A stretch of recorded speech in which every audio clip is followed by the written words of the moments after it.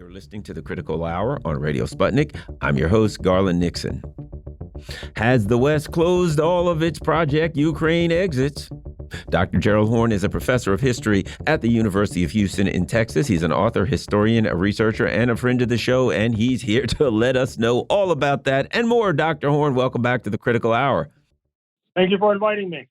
Interesting article in Naked Capitalism, and they say many analysts and commentators have been speculating about how the U.S. and NATO will find their way to an endgame in the Ukraine conflict. Some focus for humanitarian or pragmatic reasons on a negotiated settlement between the U.S. and Russia, even though, as a matter of form, Ukraine would be party to such a deal. With Ukraine now fully dependent on Western arms and funding, there's no pretending who is really driving this train. Dr. Horne, your thoughts? Well, there's a lot of informed speculation now that suggests that Washington may be trying to back out of this catastrophe and morass that they've helped to engineer. This may involve moving the goalposts or attempting to do so. That is to say, by suggesting that Russia, contrary to fact, was bent and determined on swallowing Ukraine, and then the State Department will argue that that is not happening and that is not going to happen. And so therefore, Washington can claim victory, even though the special military operation from its inception talked about demilitarization, denazification, protecting Russian speakers in the Donbass, and barring Ukraine from entering NATO. But that particular maneuver was foreshadowed by recent remarks by U.S. Secretary of State Antony Blinken during his recent trip to Ukraine. The German Foreign Minister Annalena Baerbock is due into Ukraine this week, if she's not already there, because of these high-level visits, which, by the way, also includes former British Prime Minister Boris Johnson. There is informed speculation that that may be the direction in which events are heading. If that is the case, you can point to a number of important signposts along the road. For example, a few days earlier, the former French President Sarkozy made remarks congruent with that informed speculation, casting doubt on the ability of his country, France, to continue to support this sinkhole in Ukraine. And then, if you look just visually at Chancellor Scholz of Berlin, he now sports an eye patch.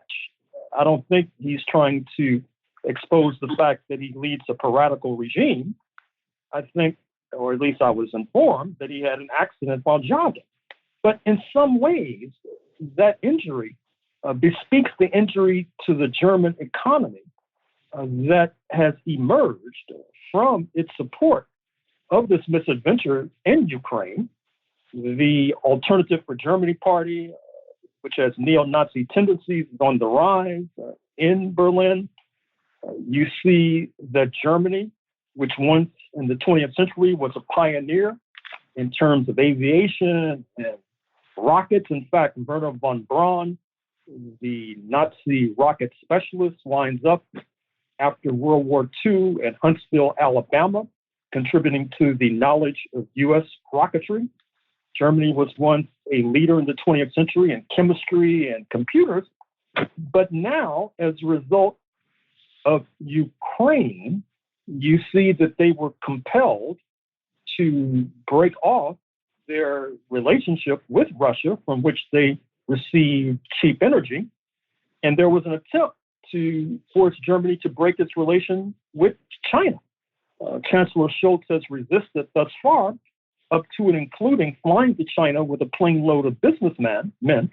But given the fact that Berlin is willing to bend the knee to the occupying force, speaking of the United States, which has occupied that country since 1945, it does not inspire confidence with regard to the point that the United States, as is well known, is a tough overlord.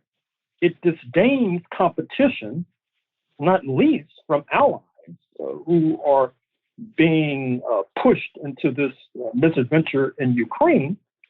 And so, therefore, you see that the German economy, in a sense, is in the ditch. That also leads to this informed speculation that Germany may be looking for an exit as well. If you look at Poland, for example, in this morning's Wall Street Journal, there is a striking letter from Edward Luttwak, known to be quite close to U.S. intelligence and the Pentagon, where he rebukes Poland, saying that they need to move to conscription, drafting the flower of youth. And until they do, they cannot be taken seriously. Lech Walesa, who you may recall, ignited the tumultuous events in Poland with the organizing of the Solidarity Union, which, for whatever reason, got support from the United States of America's trade union movement, which then contributed to the erosion of socialism in Eastern Europe as a whole, giving him a Nobel Prize, believe it or not. He's now suggesting that the present leader of Poland, his country, will probably be in prison as a result of the forthcoming election. That does not necessarily inspire confidence in Poland's foreign policy, to put it mildly. And back to Germany, as noted, the Germans have balked at breaking relations with China. And in fact, if you look at the recent auto show in Munich, the star of the show was BYD of China, which produces the sleek electric vehicles. Germany has lagged behind, speaking of Volkswagen and BMW, although they had a head start in getting a foothold in the Chinese market. And that, too, is not inspiring with regard to those who would like to invest in China, invest in Germany. And speaking of China, it continues to ascend. You know about what happened with Huawei, which the United States tried to destroy during the Trump years. This is the competitor to Apple. The United States thought it could not develop these sophisticated chips for a smartphone, but during the recent visit of Secretary of Commerce Raimondo, they displayed such a smartphone. And this also, along with BYD's ascension, which, by the way, is supported financially by the U.S. billionaire Warren Buffett, which bespeaks the difficulty Washington will face in compelling a decoupling of the U.S. and China economies. All of this does not lead to confidence with regard to the foreign policy of U.S. imperialism, which then leads to a reconsideration of where billions of dollars in tax money are being spent, whether or not they would be more wisely spent confronting what is considered to be the prime antagonist, speaking of China, as opposed to going down a rat hole of corruption in Ukraine. That was front and center, at least implicitly, during the recent visit of Joseph R. Biden to Hanoi, where, of course, contrary to his stated opinions, he's trying to encircle China further. But Mr. Biden is going to be occupied, I'm afraid to say, quite a bit in coming months, given the fact that Speaker Kevin McCarthy has just announced that there will be an impeachment inquiry, so-called, and he will be tied up with that for some weeks and months to come, leaving not that much brain space, of which he apparently has a shrinking amount in any case, for him to craft a more sophisticated foreign policy than that which he has crafted thus far, leading to this debacle in Ukraine.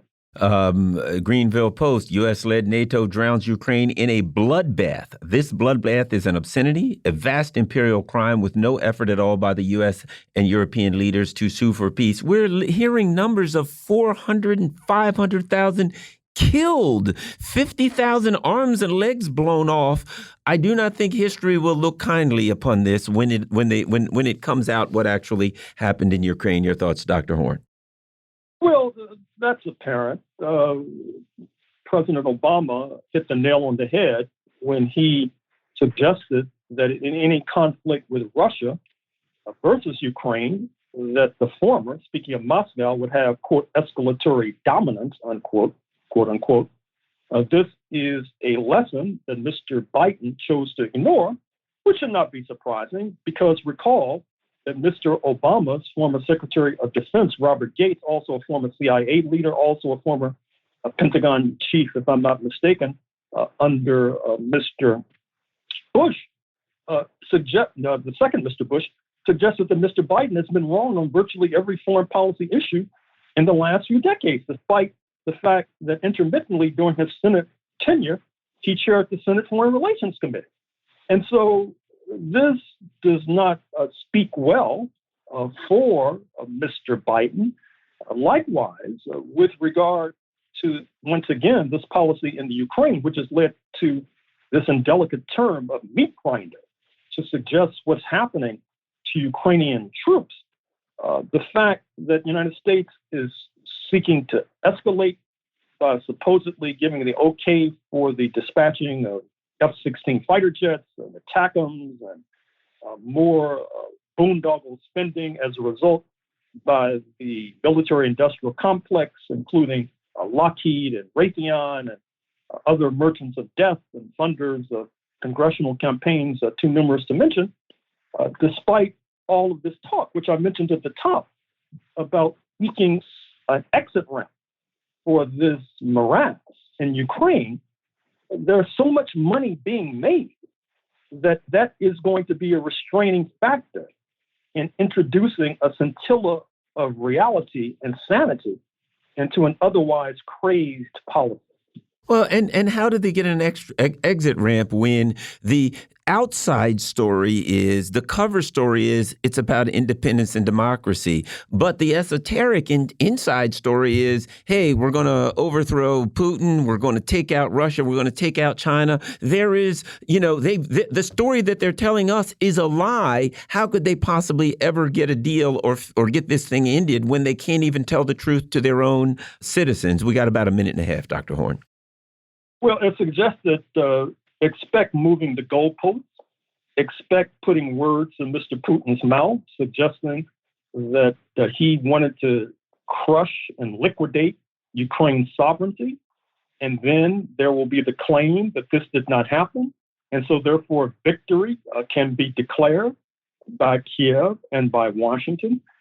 But given the fact that at the G20 meeting, that a statement emerged that Foreign Minister Lavrov of Moscow gave a thumbs up to, which led to administration spokesmen in Washington being pilloried on the Sunday talk shows, that suggests that it will take more than an adept and adroit moving of the goalposts in order to save the bacon, to save the flagging reputation of U.S. imperialism as administered by Mr. Biden. Dr. Gerald Horne is a professor of history at the University of Houston. He's an author and a historian and a researcher.